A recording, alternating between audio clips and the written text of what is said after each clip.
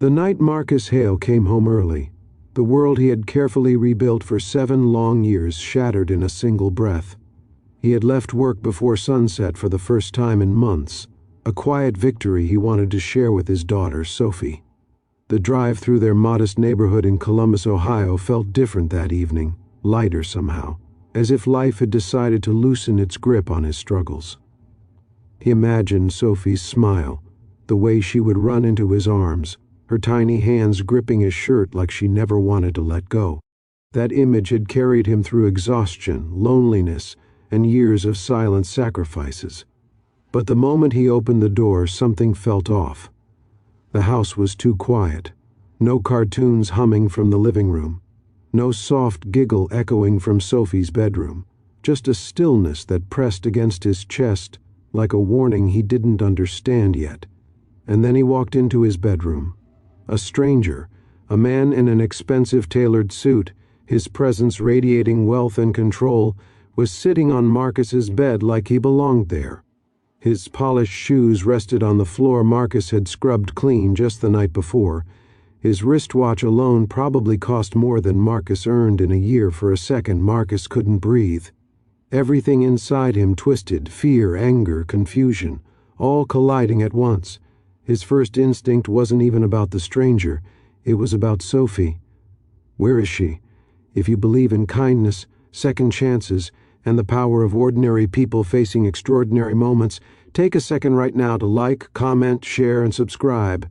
Stories like this remind us that life can change in a single heartbeat, and sometimes for the better.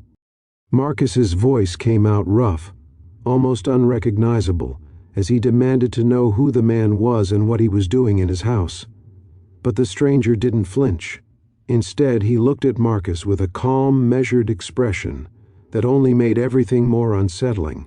Then he said something Marcus would never forget. He told Marcus he wasn't there to take anything from him.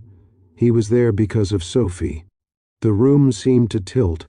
Marcus's heart dropped into his stomach as 1,000 fears rushed through his mind. Sophie was only 6. She was his entire world. Since the day her mother Rebecca had passed away after a sudden illness, Marcus had been both father and mother, provider and protector. Every choice he made, every hour he worked, every dream he postponed, it was all for her. So hearing her name come from a stranger's mouth felt like a threat he wasn't ready to face. Marcus demanded answers, stepping forward despite the tremor in his hands. The stranger finally stood up, revealing a quiet authority that filled the room. He introduced himself as Victor Langston, a name Marcus had heard before, though never imagined would be standing in his bedroom. Victor was one of the most powerful business magnates in the country, a billionaire known for building empires from nothing.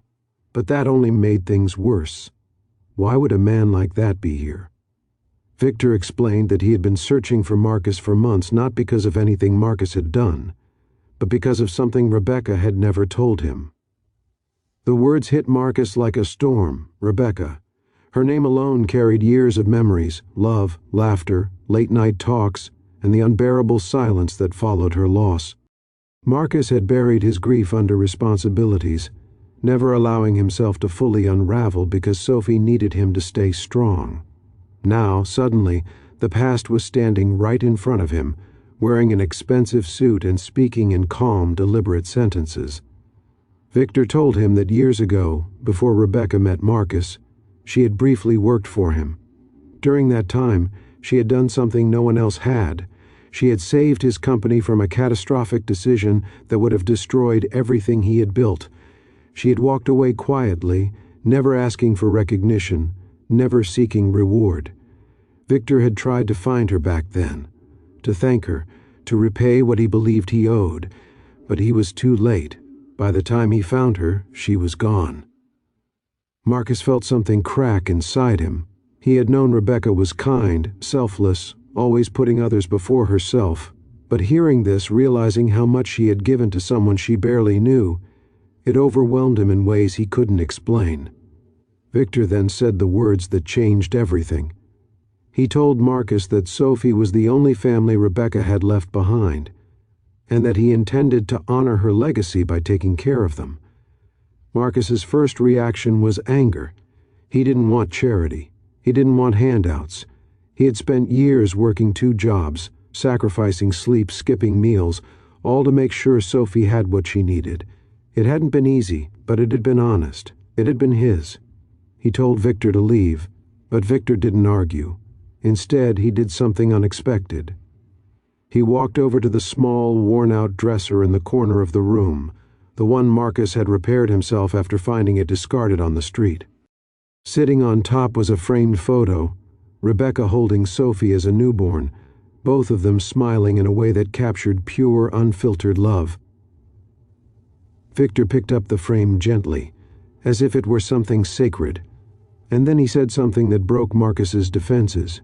He said that Rebecca had once told him that the measure of a person wasn't what they had, but what they gave, even when they had nothing. Victor admitted that for years he had built his life chasing success, believing it would fill the emptiness inside him. But meeting Rebecca had shown him something different. She had been happy without wealth, without power, without recognition, because she had love. And now, standing in Marcus's home, seeing how hard he had worked to give Sophie a life filled with love despite everything, Victor realized something else. He wasn't there to take over Marcus's life. He was there to support it.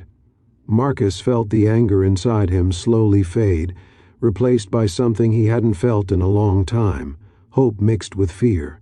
Could he really trust this man? Could he allow someone into their lives after so many years of doing everything alone? That night turned into a conversation that stretched for hours. Marcus learned that Victor had already set up a trust fund for Sophie's education. He offered Marcus a stable job at one of his companies, not as a favor, but because he believed Marcus had the resilience and integrity that couldn't be taught. And most importantly, he promised something Marcus never expected to hear. He promised that no matter what, Marcus would always remain Sophie's father in every way that mattered. Weeks turned into months, and slowly, cautiously, Marcus allowed Victor into their lives. Sophie, with her innocent heart, accepted him without hesitation. She didn't see a billionaire. She saw someone who listened to her stories, who showed up to her school events, who treated her like she mattered. Marcus watched it all with a mixture of gratitude and disbelief.